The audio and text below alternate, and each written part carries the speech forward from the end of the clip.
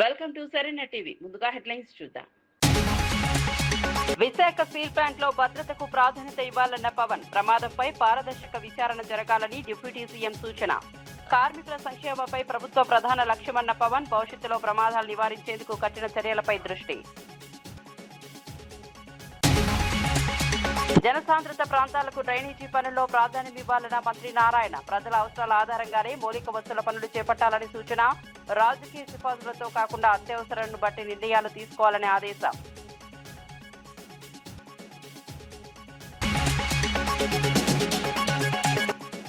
బాల్కసుమన్ అరెస్టుపై కాంగ్రెస్ ను నిలదీసిన బీఆర్ఎస్. అవినీతి బయటపెట్టినందుకే కేసులంటూ ఆరోపణలు. ప్రతిపక్షాల గొంతు నొక్కే ప్రయత్నాలు జరుగుతున్నాయన్న విమర్శ. బాల్కసుమన్ కు న్యాయం జరిగే వరకు పోరాటం కొనసాగుతుందన్న బీఆర్ఎస్. స్టీల్ ప్లాంట్ బాధితులకు అండగా నిలిచిన లోకేష్. మృతుల కుటుంబాలకు అదనపు పరిహారం ప్రకటించిన కేంద్రం. కుటుంబ సభ్యులకు శాశ్వత ఉద్యోగ హామీ.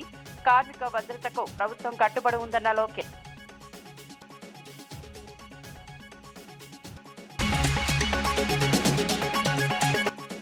పెట్రోల్ డీజిల్ ధరల పెంపుపై ఒంగోలులో వామపక్షాల రాస్తారోకో. ఇంధన ధరల పెంపుతో సామాన్య ప్రజలపై తీవ్ర భారం. నిరసనకు దిగిన నాయకులను అదుపులోకి తీసుకున్న పోలీసులు.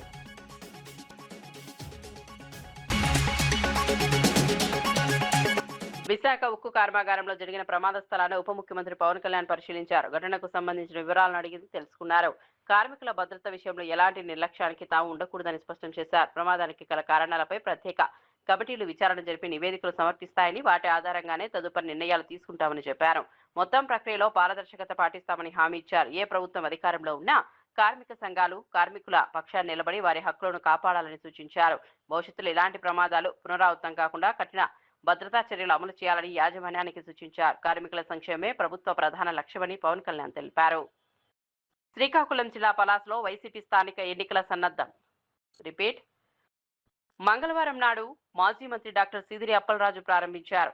రక్షణ కవచం సంఘాలు ఈ పొలిటికలైజేషన్లోనో లేదంటే మన పార్టీ రాజకీయాల్లో పడిపోయి నిజంగా కార్మికుల సంక్షేమం ఎంతవరకు ముందుకు తీసుకెళ్లారనేది కూడా నాకు వాళ్ళతో కూర్చొని నేను మాట్లాడతాను సార్. నేను I don't try to shy away or shun away. Sir ఇప్పుడు కనీసం సార్ మేనేజ్మెంట్ కూడా ఇంటర్నల్ ట్రాన్స్ఫర్ చేస్తుంది. అసలు సంబంధం లేనటువంటి డిపార్ట్మెంట్ ని డిప్లాయ్ చేయడం వల్ల ఈ ప్రమాదం జరిగిందనేది, చనిపోయినటువంటి వాళ్ళలో కూడా అట్లాంటి వ్యక్తి ఒకరు ఉన్నారనేది ఇప్పుడు కార్మికులు చెప్తున్నటువంటి మాట. అంటే ఇప్పుడు స్టీల్ ప్లాంట్ యాజమాన్యం కూడా ఈ ఎంప్లాయీస్ విషయంలో కొంత అలసత్వం వహిస్తుందనేది ప్రధానమైనటువంటి విమర్శ. దీని మీద అసలు ఏమన్నా మేనేజ్మెంట్ తో మాట్లాడడం కానీ కేంద్రంతో ఇవన్నీ సార్ ఇవన్నీ కూర్చోబెట్టి మనం ఇలాంటి సంఘటన జరిగినప్పుడు మాట్లాడతాం సార్. సంఘటన జరిగినప్పుడు అన్ని బయటకు. నేను అంటానంటే who is the first line of defence ఇక్కడ మీరు చెప్పండి. ఫస్ట్ లైన్ ఆఫ్ డిఫెన్స్ ఎవరు? కార్మిక సంఘం, యూనియన్స్. వాళ్ళ పనులు సరిగ్గా చేస్తున్నాయా లేదు ఇవన్నీ వాళ్ళు మాట్లాడాల్సిందే. వాళ్ళు ఆ రోజు నేను వచ్చి కూర్చున్నప్పుడు ఒక్కళ్ళు నేను ఇదే చెప్పాను, మాకు ఇన్ని సమస్యలు ఉన్నాయి. ఓకే, మన అందరం కింద పడతాము, మీద పెడతాము, వెళ్తాము, 10 సార్లు నెగోసియేషన్ జరుగుతాయి. అసలు సమస్యని మీరు ఇవన్నీ చెప్పకుండా మీకు అన్యాయాలు ఇవి జరిగిపోతున్నాయంటే నేను అనేది ఏంటంటే మీరు ఒక లాజికల్గా ఒక రేషనల్గా మాట్లాడకుండా పూర్తి ఎమోషన్ మీదను ఇలా కూర్చొని మాట్లాడితే కాదు. కూర్చోబెట్టి మన లాగ్ బుక్స్ తీసుకోవాలి, ఏమేం జరిగినాయి, నిజంగా మీరు చెప్పినట్టుగా అడ్మినిస్ట్రేటివ్ జాబ్ని పెంచి స్కిల్డ్ లేబర్ని లేకుండా చేస్తారు. ఇవన్నీ ఏంటంటే మనం ఆఫ్ ద హ్యాండ్ ఇలాగ మనం కూర్చొని ఇది మీడియా ట్రయల్ కాదు, లేదంటే సోషల్ మీడియా ట్రయల్ కాదు. It should be a very deep investigative approach with committee of experts has to happen. దీనికి పొలిటికల్ విల్ ఉండాలి. దీనికంటే నేను ఈ రోజుకి చెప్తాం కదా, ఇండివిజువల్గా మేము జనసేన పార్టీ ఈరోజు మేము ప్రభుత్వంలో భాగస్వామ్యం అయినా కానీ మేము ఎక్కడ దీన్ని షన్ చేయట్లేదు. More than willing to understand. మేము పదే చెప్పాం కేంద్ర ప్రభుత్వానికి, ఏది అధికారంలో లేనప్పుడు చెప్పాం, ఇది మీరు దయచేసి దీన్ని, ఇది ఒక హార్డ్ కోర్ మేము త్యాగాలతో వచ్చింది, మీరు దయచేసి దీన్ని చూడండి అంటే మీరు దాన్ని స్ఫూర్తిని వాళ్ళు గౌరవించారు. ఈరోజు ఉంది అంటే ప్రైవేటీకరణ కాకుండా ఉండాలంటే. కాబట్టి దీన్ని కాపాడుకోవాల్సింది కూడా ఒక నిజంగా అన్డ్యూ డిమాండ్స్ ఏమైనా ఉన్నాయా, జెన్యున్ డిమాండ్స్ ఉన్నాయా, ఇవన్నీ కూడా చాలా నిబద్ధతతో కూర్చొని చేయాలి. చాలా కన్సల్టేషన్స్, చాలా డెలిబరేషన్స్ జరగాల్సింది. అందుకని నాకు స్టీల్ ప్లాంట్ చాలా అద్భుతంగా ఉండాలి, ఇలాంటి ప్రమాదాలు జరగకూడదు అనేది మా అందరి ఆశ. డ్రైనేజీ మురుగునీటి వ్యవస్థల నిర్మాణంలో జనసాంద్రత ఎక్కువగా ఉన్న ప్రాంతాలకు అత్యంత ప్రాధాన్యం ఇవ్వాలని మంత్రి నారాయణ మున్సిపల్ కమిషనర్లకు సూచించారు. విజయవాడలో నిర్వహించిన మున్సిపల్ కమిషనర్ల సదస్సులో పాల్గొన్న ఆయన పలు అంశాలపై మార్గనిర్దేశం చేశారు. ప్రజలకు ఎక్కడ అత్యవసరంగా ఈ సదుపాయాలు అవసరమో అక్కడే పనులు చేపట్టాలని, రాజకీయ నాయకుల సిఫారసుల ఆధారంగా నిర్ణయాలు తీసుకోవద్దని స్పష్టం చేశారు. పట్టణ ప్రాంతాల్లో మౌలిక వస్తువుల కల్పనలో ప్రజల అవసరాలే ప్రధాన ప్రమాణంగా ఉండాలని చెప్పారు. అలాగే అర్బన్ ఛాలెంజింగ్ ఫండ్ సమర్థవంతంగా వినియోగించే విధానాలపై కూడా కమిషన్లకు సూచనలు చేశారు. పట్టణాభివృద్ధి పనులు పారదర్శకంగా ప్రజలకు ఉపయోగపడేలా ఉండాలని మంత్రి నారాయణ అన్నారు. యాన్యుటీ మోడల్లో ముందుకు పోతున్నాం. ఫైనాన్స్ వాళ్ళు యాక్సెప్ట్ చేశారు. యాన్యుటీకి ముందుకు వస్తారు. వాళ్ళు 40% మనం ఇస్తాం, 60% వాళ్ళు పెట్టుకునేటట్టుగా 10 years రీపేమెంట్. ఆ 40%కి LRS, BPS లో 600 crores వచ్చింది. బట్ స్టిల్ అన్ని ఫైల్స్ క్లియర్ చేస్తే we are expecting around 1,500 crores. UCF మొత్తం 4 lakhs crores పెట్టింది గవర్నమెంట్, సెంట్రల్ గవర్నమెంట్. వాళ్ళ పాపులేషన్ రేషియోలో ఇస్తే మన స్టేట్కి 3,600 కోట్లు యాక్చువల్గా ఇస్తున్నారు. మన షేరు 10,800 కోట్లు ఉండాలి, 10,800 crores. ఈ 10,800 బ్యాంక్స్ కానీ ఇలా హట్కో కానీ వాటి ద్వారా రైట్ చేసుకోవచ్చు. రైట్ చేసుకోవాలంటే మున్సిపాలిటీస్ కెపాసిటీ ఉండాలి. రీపేమెంట్ 72 మున్సిపాలిటీస్కి వచ్చింది ఆ కెపాసిటీ క్యాలిక్యులేట్ చేస్తే. అన్నెసరీగా ఉన్న వాటిలన్నింటి పగలగొట్టి కొత్తవి చేయొద్దు. ఎందుకంటే నేను కూడా ఎమ్మెల్యేనే. నాయకులు అది పెట్టేయండి, ఇది పెట్టేయండి, ఇది పెట్టేయమంటారు. అది సహజం. ఆ పెద్ద పెద్ద డ్రైన్స్ ఎడతారు. అవి చేస్తాం, చేయమంటారా. ఫస్ట్ పాపులేషన్ ఎక్కడైతే ఉండారో అక్కడ ఉండే డ్రైన్స్, కచ్చా డ్రైన్స్ని ఇన్నిసార్లు ఎందుకు చెప్తున్నానంటే నేను నెల్లూరులో చూస్తున్నా. విశాఖపట్నం రైల్వే జోన్ సాధనలో భారతీయ జనతా పార్టీ కీలక పాత్ర పోషించిందని బీజేపీ నేత మాజీ ఎమ్మెల్యే పీవీఎన్ మాధవ్ తెలిపారు. కేంద్ర ప్రభుత్వం ప్రకటించిన విశాఖ రైల్వే జోన్ కోసం బీజేపీ ఎన్నో ఏళ్లుగా నిరంతరం పోరాటం చేసిందని చెప్పారు. తాను యువమోర్చా నాయకుడిగా ఉన్నప్పటి నుంచే రైల్వే జోన్ అంశాన్ని కేంద్రం దృష్టికి తీసుకెళ్లినట్లు గుర్తు చేశారు. ఆంధ్రప్రదేశ్ కు రావాల్సిన నిధులు, పోలవరం ప్రాజెక్టు, రైల్వే జోన్ సహా 100కు పైగా ప్రాజెక్టు సాధన కోసం అప్పటి యూపీఏ ప్రభుత్వంపై కూడా బీజేపీ తీవ్ర ఒత్తిడిని తీసుకొచ్చిందన్నారు. రాష్ట్ర అభివృద్ధికి అవసరమైన మౌలిక వస్తువుల కోసం పార్టీ నిరంతరం కృషి చేస్తోందని మాధవ్ వివరించారు.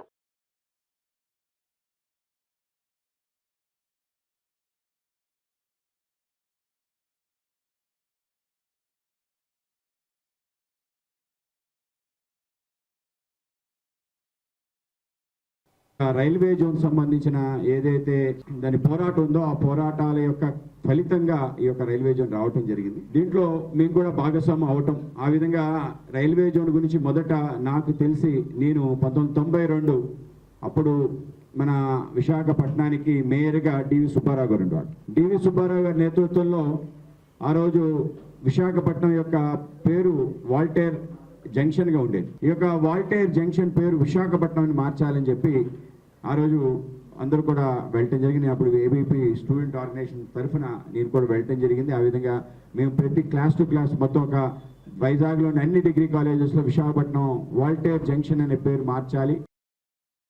Kurnool tree town police station కు బైరెడ్డి సిద్ధార్థ్ రెడ్డి హాజరయ్యారు. మే 14 జరిగిన ఆందోళన సందర్భంగా మంత్రి టీజీ భరత్ 43 కోట్లు ముడుపులు తీసుకున్నారని ఆయన చేసిన ఆరోపణల నేపథ్యంలో ఈ వ్యవహారం ప్రాధాన్యత సంతరించుకుంది. మంత్రి టీజీ భరత్ ఫిర్యాదు మేరకు బైరెడ్డి సిద్ధార్థ్ రెడ్డిపై క్రిమినల్ పరువు నష్టం కేసు నమోదు చేసినట్లు సమాచారం. కేసు దర్యాప్తులో భాగంగా ఆయనకు 41A నోటీసులు జారీ చేసినట్లు తెలిసిందే. నోటీసుల మేరకు పోలీస్ స్టేషన్ కు హాజరైన బైరెడ్డి సిద్ధార్థ్ రెడ్డిని అధికారులు ప్రశ్నిస్తున్నారు. శేషే సమక్షంలో విచారణ కొనసాగుతున్నట్లు పోలీసు వర్గాలు తెలిపాయి. 5 కోట్లు ఎత్తినాడు ఈయన మినిస్టర్. నారా లోకేష్ కూడా తెలియకుండా 45 కోట్లు ఎత్తినాడు.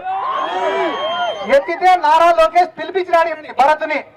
పిలిపించి నాకు తెలియకుండా నువ్వు ఎట్ట ఎత్తినావు, 45 కోట్లు ఎత్తేటప్పుడు నాకు చెప్పాలన్నా లేదా అన్నాడు. అనింటే దానికి భరత్ ఏం చెప్పినాడు తెలుసా? డాడీకి చెప్పినా నేను అన్నాడు. దానికి లోకేష్ ఏమన్నాడు తెలుసా? చెప్పాల్సింది మీ డాడీకి కాదురా, మా డాడీకి. వీళ్ళు ఇంత నీచంగా ఇదే పూడిచెర్ల కాడ సోలార్ పడితే దాని పక్కన 1600 ఎకరాలు కొనుక్కునేదానికి ఈ టీజీ భరత్ సిద్ధమన్నాడు. మొన్న వాయినా వాళ్ళ పిఏ ఇద్దరు కలిసి పోతారంట కారులో. పోతా అంటే ఈ టీజీ భరత్ చెప్పామంట వాళ్ళ పిఏకి, ఒరే ఈ ల్యాండ్ భలే ఉందిరా, బుజ్జగించో, బెదిరించో, డబ్బులిచ్చో ఈ ల్యాండ్ తీసేసుకోవాల్సిందే మనము అంటే, సార్ చాలా కష్టం సార్ అని అంట.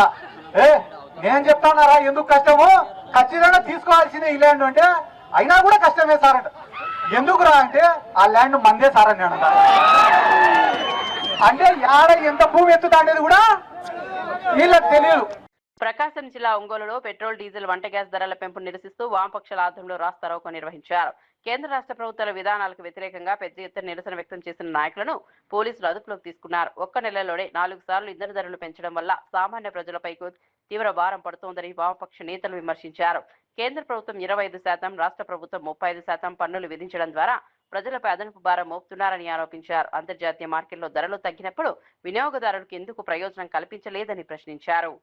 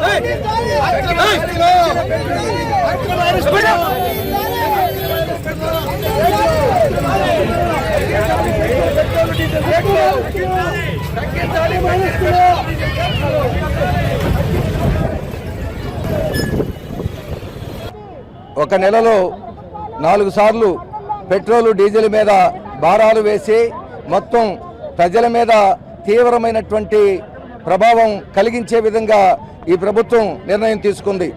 ఈరోజు పెట్రోలు డీజిల్ పెరుగుదలతోటి, గ్యాసు పెరుగుదలతోటి ఈరోజు మొత్తం దేశ ఆర్థిక వ్యవస్థ మీదే తీవ్రమైనటువంటి ప్రభావం పడింది. నిత్యావసర వస్తువులు ధరలన్నీ పెరిగినాయి. చిన్న పరిశ్రమలన్నీ మూతపడుతున్నాయి. ఇవాళ ఎరువుల ఫ్యాక్టరీలన్నీ కూడా మూతపడి వ్యవసాయం కూడా ప్రశ్నార్థకంగా మారేటువంటి పరిస్థితి ఏర్పడింది. వాస్తవంగా ఈరోజు కేంద్ర ప్రభుత్వం ఎందుకు పెట్రోలు డీజిల్ ధరలు పెంచామంటే కుంటి సాకులు చెప్తా ఉంది. యుద్ధం అని కారణమని చెప్తా ఉంది. వాస్తవంగా యుద్ధం కారణంగా ఈ ధరలు పెరగడం లేదు. కేంద్ర ప్రభుత్వం తీసుకున్నటువంటి దివాళాకోరు విధానాల వల్ల మాత్రమే ఈ ధరలు పెరుగుతున్నాయి. వాస్తవంగా ఈరోజు పెట్రోలు డీజిల్ అనేటువంటిది విశాఖ ఉక్కు కర్మాగారంలో జరిగిన ల్యాడర్ పేలుడు ప్రమాదంలో గాయపడిన బాధితులను ఏపీ మంత్రి నారా లోకేష్ పరామర్శించారు. ఈ సందర్భంగా మాట్లాడుతూ ప్రమాదం జరిగిన 6 గంటల్లోనే కేంద్ర ఉక్కు శాఖ మంత్రి హెచ్డి కుమారస్వామి ఘటనా స్థలానికి చేరుకుని పరిస్థితిని సమీక్షించారని తెలిపారు. ప్రమాదంలో మరణించిన ప్రతి కార్మికుడి కుటుంబానికి కేంద్రం తరపున అదనంగా 25 లక్షల పరిహారం ప్రకటించినట్లు చెప్పారు. కాంట్రాక్ట్ పర్మనెంట్ అనే తేడా లేకుండా మృతుల కుటుంబాల్లో ఒకరికి శాశ్వత ప్రాతిపదికన ఉద్యోగం కల్పిస్తామని హామీ ఇచ్చారు. ప్రమాదానికి కారణమైన లోపాలపై నిపుణుల కమిటీ సమగ్ర విచారణ జరిపి నివేదిక అందిస్తోందని తెలిపారు. విశాఖ ఉక్కు కర్మాగారాన్ని కాపాడేందుకు ప్రభుత్వం కట్టుబడి ఉందని స్పష్టం చేశారు. Under the leadership of our Honorable Prime Minister Shri Narendra Modi ji and our Chief Minister Chandrababu Naidu garu, we gave a special bailout package of 15,000 crores to revive the steel plant, get it back on track. All pending dues have been cleared. Employee dues also to 99%, those have been cleared. At a time when it was being revived, an unfortunate incident happened yesterday. We are yet to understand why it happened, because normally an industrial accident happens when humans are involved and when they have committed any mistake. In this case, it was something that spilled from the top and in a very quick manner. The incident happened yesterday at 4:15 p.m. The collector, the commissioner of police was here. After that, our home minister, member of parliament, member of legislative assembly, MLAs, all of them came here. Within 6 hours, Honorable Minister Kumaraswamy sir also came here. He stood with us, he stood with the families. He has made it very clear. It's not just about ex gratia alone, because when an earning member of the family dies, the family pretty much goes into poverty. Therefore, we will give them a permanent job and take care of that family. And not only that, the education of their children and any other manner we need to support those families. Quarters in the Families we will support. We will also give them, as our MP has said, we will also give them residential accommodation in the steel plant if required. But we will take care of the families, and that is our commitment. So we are not here merely to announce an ex gratia package and move on. For us, it has a lot of emotional attachment. In the past, it was Vajpayee ji and Naidu ji together who saved Visakhapatnam plant. This time, it is Modi ji and Babu sir together, Modi ji and Naidu ji together, who saved Visakhapatnam plant. So all of us have a lot of emotional attachment to the plant. And same, we have the emotional attachment for the employees, because without employees, without their hard work, we cannot bring steel out of a plant. So we have a lot of emotional attachment for them. I met all the families. You know, what was very heartening for me is that Sreen was one of the employees who sustained severe burns. While I was leaving, he told me a statement. He said, incident has happened. Some of us have lost our lives. Some of us have been burnt severely. But ensure the plant production doesn't stop. Ensure that Visakhapatnam plant continues. So when he told me that, because I was there in a very different emotional state, I thought he was talking about himself, but he was actually talking about Visakhapatnam steel plant. That is the spirit of the workers of this plant. So we have a lot of responsibility. Now an expert committee is coming. Kumaraswamy sir formed an expert committee. The expert committee is also coming here. They will review everything end to end. They will meet with the employees over in the shift at that time, understand everything. As a government, it's our responsibility to. Nampally exhibition grounds లో చేప ప్రసాదం పంపిణీ సందర్భంగా Toli Chowki detective inspector G Balaraj తన మానవతా దృక్పథాన్ని చాటుకున్నారు. శాంతి భద్రతల పరిరక్షణ బాధ్యతలు నిర్వర్తిస్తూనే అక్కడికి వచ్చిన ఆకలితో ఉన్న పలువురికి పండ్లను పంపిణీ చేశారు. కార్యక్రమానికి భారీగా ప్రజలు తరలి వచ్చిన నేపథ్యంలో కొందరు ఆహారం లేక ఇబ్బందులు పడుతున్న విషయాన్ని గుర్తించిన బాలరాజ్ స్వయంగా ముందుకు వచ్చి సహాయం అందించారు. పోలీస్ విధులతో పాటు సామాజిక బాధ్యతను కూడా నిర్వర్తించిన ఆయన చర్యపై ప్రజలు ప్రశంసలు కురిపిస్తున్నారు.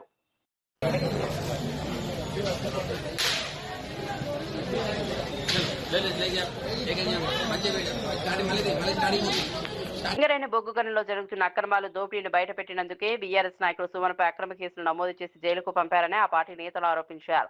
కాంగ్రెస్ ప్రభుత్వం రాజకీయ కక్ష సాధింపులో భాగంగానే ఈ చర్యలకు పాల్పడుతోందని విమర్శించారు.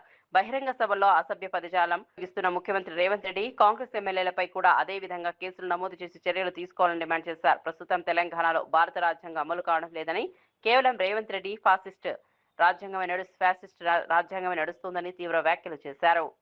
రౌడీ భాష, క్రిమినల్ భాష, తొక్కుతా అంటే క్రిమినల్ భాష, రాళ్లతో కొట్టండి అని చెప్పని కార్యకర్తలను ప్రేరేపిస్తే అది క్రిమినల్ భాష. ఏది పడితే అది, ఎవరిని పడితే అది ముఖ్యమంత్రి కుర్చీలో కూర్చొని ఏది మాట్లాడినా అదేమో ప్రామాణికమైన భాష. సింగరేణి కాలనీస్ లో వేల కోట్ల కుంభకోణాలు జరుగుతున్నాయి. అక్కడ ఉన్నట్టు కార్మికులకు అనేక రకాలైన కష్టాలు నష్టాలు ఉన్నాయని చెప్పని సింగరేణి కాలనీస్ ను కాపాడుకోవాలనే ఉద్దేశంతో తను ఒక మాట అంటే అది మొత్తం నేరమైనట్టుగా తను జైల్లో పెట్టినారు. తెలంగాణ సమాజం ఆలోచించుకోవాల్సిన అవసరం ఉంది. ఒకవేళ సుమన్ గారు మాట్లాడింది తప్పే అయినట్టయితే రేవంత్ రెడ్డి మాట్లాడింది ఎందుకు తప్పు కాదు, ఆయన పైన ఎందుకు ఎఫ్ఐఆర్ చేయరు? ఇదే మేమే అనేక సందర్భాలలో జూబ్లీ హిల్స్ పోలీస్ స్టేషన్ లో, ఫిలిం నగర్ పోలీస్ స్టేషన్ లో, పంజగుట్ట పోలీస్ స్టేషన్ లో, బంజారా హిల్స్ పోలీస్ స్టేషన్ లో, ఇదే హైదరాబాద్ పరిధిలో ఉన్న అనేక పోలీస్ స్టేషన్లలో రేవంత్ రెడ్డి తండ్రి వయసు ఉన్నటువంటి ఒక కేసీఆర్ గారిని చంపండి, కొట్టండి, ఉరిదీయండి, రాళ్లతో కొట్టండి అని చెప్పని ఇష్టం వచ్చినట్టు మాట్లాడినప్పుడు ఇది అప్రజాస్వామికము, అనైతికము, ఇది చట్టానికి విరుద్ధము అని చెప్పని మేము కేసులు పెడితే కనీసం ఎఫ్ఐఆర్లు చేయలేదు ఈ పోలీస్. ఇవాళ రేవంత్ రెడ్డిని ఆదర్శంగా తీసుకొని మాట్లాడుతున్నటువంటి ఒక ఆయన పేరేం పేరు అనిరుద్ధ రెడ్డి కానీ, లేకపోతే జగ్గారెడ్డి గారు కానీ, మైనంపల్లి హనుమంతరావు గారు కానీ, ఇంకా చాలా మంది రేవంత్ రెడ్డి ఆదర్శ పురుషుడు అన్నట్టుగా ఇష్టం వచ్చినట్లుగా బూతులు మాట్లాడుతూ బెదిరింపులకు ఫత్వాలు జారీ చేస్తేనేమో వాళ్ళ పైన కేసులు లేవు. ఒక దళిత బిడ్డ, ఒక విద్యార్థి నాయకుడు తెలంగాణలో విద్యారంగంపై రాష్ట్ర ప్రభుత్వ వైఖరిని బీఆర్ఎస్ నాయకులు తీవ్రంగా తప్పుపట్టారు. ముఖ్యమంత్రి రేవంత్ రెడ్డి విద్యాశాఖ మంత్రిగా కూడా బాధ్యతలు నిర్వహిస్తున్నప్పటికీ పేద మధ్యతరగతి పిల్లల విద్యా హక్కులను కాలరాస్తున్నారని ఆరోపించారు. ప్రభుత్వ పాఠశాలను మూసివేస్తూ కార్పొరేట్, ప్రైవేట్ విద్యాసంస్థలకు ప్రాధాన్యం కల్పిస్తున్నారని విమర్శించారు. ప్రభుత్వ విద్యను బలోపేతం చేయాల్సిన సమయంలో ప్రభుత్వ పాఠశాలల సంఖ్య తగ్గడం ఆందోళన కలిగించే విషయమన్నారు. గ్రామీణ ప్రాంతాల్లో విద్యార్థులకు అందుబాటులో ఉన్న అవకాశాలు తగ్గిపోతున్నాయని చెప్పారు. ప్రభుత్వ విద్యను పరిరక్షిస్తూ పాఠశాలల అభివృద్ధికి ప్రత్యేక చర్యలు చేపట్టాలని బీఆర్ఎస్ నాయకులు డిమాండ్ చేశారు. బాధ్యత విద్యను అందరికి చేరువ చేయటము మీకు ఆర్టీఈలో చాలా క్లియర్ గా ఉంటది. చాలా క్లియర్ గా రైట్ టు ఎడ్యుకేషన్ యాక్ట్ లో చెప్తారు ఏంటంటే విద్యను కల్పించాలా. ఎక్కడ కూడా ఎలిమెంటరీ ఎడ్యుకేషన్ కంప్లీట్ అయ్యే వరకు కూడా ఖర్చులతో సంబంధం లేకుండా మీరు దాన్ని నిర్వహించాలని చెప్తారు. అదేం లేకుండా గతంలో ఏకోపాధ్యాయ పాఠశాలలు ఎక్కడన్నా కొన్ని రేషనలైజ్ చేస్తే కూడా ఏకోపాధ్యాయ పాఠశాలలు తీసేస్తారా, అట్లెట్లా చేస్తారని మాట్లాడిన రేవంత్ రెడ్డి ఇవాళ ప్రభుత్వంలోకి రాగానే ఆయనే విద్యామంత్రిగా ఉండి తండాలల్లా, గ్రామాలల్లో, గూడాలల్లో స్కూల్ ఉంటాం అనేది ఓల్డ్ ఫ్యాషన్ అట. అది ఓల్డ్ ఫ్యాషన్ కాదు మిత్రమా, అది అవుట్డేటెడ్ ఫ్యాషన్ కాదు మిత్రమా. మీ ఆలోచనలు అవుట్డేటెడ్గా ఉన్నాయి. మీకు విద్యా వ్యవస్థ మీద కనీస అవగాహన లేదు, సమాజం పట్ల బాధ్యత లేదనే విషయాన్ని ఈ ప్రకటనలు మాకు గుర్తు చేస్తూ ఉన్నాయి. నేను అడుగుతా ఉన్నాను, ఎవరిని సంప్రదించారు? రాష్ట్రంలో 26,065 పాఠశాలలు ప్రభుత్వం ఉన్నాయి, కొన్ని ఎయిడెడ్ స్కూల్స్ ఉన్నాయి, దాంట్లో భాగంగా కొన్ని 4,500 హై స్కూల్స్ ఉన్నాయి, ఉపాధ్యాయ సంఘాలు ఉన్నాయి, నిపుణులు ఉన్నారు, విద్యారంగంలో దగ్గరగా పనిచేసే వ్యక్తులు ఉన్నారు. ఎవరన్నా చర్చించినరా మీరు బెంగళూరులో మాట్లాడే మాటల ముందు? నోటికి ఎంత వస్తుందంత మాట్లాడి అబాస్పాలు కావడం తప్పితే దీంట్లో మరో విషయం ఉందనేటువంటి విషయాన్ని నేను వారిని ప్రశ్నిస్తా ఉన్నాను. చట్టం తెలుసా? ఎక్కడైతే మనకు గ్రామం ఉంటుందో, విద్యార్థులు ఉంటారో ఆ ఏరియాకు 1 కిలోమీటర్ లోపులో ప్రాథమిక పాఠశాల ఉండాలి. 3 కిలోమీటర్ల లోపులో మనం అప్పర్ ప్రైమరీ స్కూల్ అంటాం కదా, ప్రాథమికోన్నత పాఠశాల ఉండాలి. 5 కిలోమీటర్ల లోపులో ఉన్నత పాఠశాల ఉండాలి, మనం హై స్కూల్ అంటాం కదా, ఆ హై స్కూల్ ఉండాలి. ఎట్లా రేషనలైజ్ చేస్తావు? ఇది రేషనలైజ్ చేయడం అంటే సంఖ్య తగ్గించడం కాదనే విషయాన్ని ముఖ్యమంత్రి గారు గమనించాలి. దాని అర్థం గమనించండి. ఒకవేళ స్టూడెంట్ కేంద్ర మంత్రి కిషన్ రెడ్డి తెలంగాణ అభివృద్ధిని అడ్డుకుంటున్నారని TPCC general secretary Janagani Dayakar ఆరోపించారు. ముఖ్యమంత్రి రేవంత్ రెడ్డిపై కక్ష సాధింపు ధోరణితో వ్యవహరిస్తూ రాష్ట్ర ప్రయోజనాలను దెబ్బతీస్తున్నారని మండిపడ్డారు. RRR ప్రాజెక్టు, మెట్రో విస్తరణ, వడ్ల కొనుగోలు వంటి అంశాలపై కేంద్ర ప్రభుత్వం నిర్లక్ష్యంగా వ్యవహరిస్తోందని విమర్శించారు. తెలంగాణ ప్రజల అభివృద్ధికి అవసరమైన ప్రాజెక్టుల విషయంలో బీజేపీ ఎంపీలు సరైన సహకారం అందించడం లేదన్నారు. రాష్ట్రానికి రావాల్సిన నిధులు, ప్రాజెక్టుల విషయంలో కేంద్రం స్పష్టమైన వైఖరి ప్రకటించాలని డిమాండ్ చేశారు. తెలంగాణ ప్రజల ప్రయోజనాలను కాపాడాల్సిన బాధ్యత కేంద్ర ప్రభుత్వంపై ఉందన్నారు. అనేక ఉదాహరణలు ఉన్నాయని కూడా ఈ సందర్భంగా మీతోని మాట్లాడాలనుకున్నాం. ప్రజలారా, ఇవాళ ప్రజాపాలన అధికారం వచ్చిన తర్వాత కిషన్ రెడ్డి గారు కేంద్ర మంత్రిగా ఉండి తెలంగాణకు తీసుకొచ్చినటువంటి నిధులెంత, తెలంగాణకు తీసుకొచ్చినటువంటి కేంద్ర అభివృద్ధి నుంచి తెలంగాణ రాష్ట్రానికి వచ్చినదెంత ఒకసారి గమనిస్తే, ఇవాళ రీజనల్ రింగ్ రోడ్ అయినా, మెట్రో రైల్ అయినా, సింగూరు జలాలైనా, 9 హెట్ అయినా, తెలంగాణ ప్రజాప్రభుత్వం, ప్రజాపాలన ప్రస్తావించిన ఏ ఒక్క అభివృద్ధికి కూడా కిషన్ రెడ్డి గారు నేటికి కూడా సమాధానం లేదు. అభివృద్ధికి మోక్షం లేకుండా కేంద్ర ప్రభుత్వంతోనే ఇవాళ మిలాఖతై ఇవాళ తెలంగాణ రాష్ట్రానికి ఒక ప్రధాన అడ్డంకిగా, శిఖండిలాగా కిషన్ రెడ్డి మారుతున్నాడు. కారణం ఏదంటే, గత 10 ఏళ్ల నుంచి కేసీఆర్ ప్రభుత్వంతోని ఆర్థిక రాజకీయ సంబంధాలతోని అంటిపెట్టుకొని ఇవాళ అధికారం పోయిన తర్వాత కూడా ఇవాళ బీఆర్ఎస్ పార్టీకి వకాలత్గా మారి ఇవాళ కేసీఆర్తో రాజకీయ ఆర్థిక సంబంధాల భాగంలోనే ఈరోజు ప్రజాప్రభుత్వం పైన, ప్రజాపాలన పైన కక్ష సాధింపు చర్యలకు పాల్పడతా ఉన్నారు. కిషన్ రెడ్డి గారు, ఇవాళ తెలంగాణ ప్రజలు మిమ్మల్ని 8 మంది ఎంపీలని కేంద్రానికి పంపితే తెలంగాణకు తీసుకొచ్చింది మీరు గుండు సున్నా. 2 సార్లు బడ్జెట్ సమావేశాల్లో తెలంగాణకు గుండు సున్నా వచ్చినా కూడా మీ యొక్క ఏనాడు కూడా మీరు కేంద్ర ప్రభుత్వం దగ్గరికి వెళ్ళి తెలంగాణ అంశాలు కానీ, తెలంగాణకు జరిగిన అన్యాయం గురించి ఏ ఒక్క రోజు కూడా మాట్లాడలేదు. కడప జిల్లా ప్రొద్దుటూరులో అంతర్రాష్ట్ర దొంగను పోలీసులు అరెస్ట్ చేశారు. తమిళనాడుకు చెందిన శివకుమార్ చెవిటి మూగ వ్యక్తిగా నటిస్తూ ప్రజలను మోసం చేస్తున్నట్లు పోలీసులు తెలిపారు. తనకు తల్లిదండ్రులు, బంధువులు లేరని చెప్పి స్థానికుల సానుభూతిని పొందిన నిందితుడు ఒంటరిగా ఉన్న ఇళ్లను లక్ష్యంగా చేసుకుని చోరీలకు పాల్పడేవారని వెల్లడించారు. ఈ ఏడాది ఫిబ్రవరిలో ఒక ఇంట్లో చోరీ చేసి బంగారు ఆభరణాలు అపహరించడంతో బాధితుడు పోలీసులకు ఫిర్యాదు చేశారు. కేసు నమోదు చేసుకున్న పోలీసులు సీసీటీవీ దృశ్యాల ఆధారంగా దర్యాప్తు చేపట్టి నిందితుడిని గుర్తించి అదుపులోకి తీసుకున్నారు. అతని వద్ద నుంచి 92 గ్రాముల బంగారం, 20 గ్రాముల వెండి, పలు మొబైల్ ఫోన్లను స్వాధీనం చేసుకున్నారు. ఫిబ్రవరి 7 మనకు ఒక కంప్లైంట్ వచ్చింది, శంకరయ్య గారి స్ట్రీట్ లో ఒక దొంగతనం జరిగింది అని. సో అప్పుడు మనకు ఇచ్చిన డీటెయిల్స్ ప్రకారం ఒకతను డెఫ్ అండ్ డంబ్ అని ఒకతను వచ్చాడు.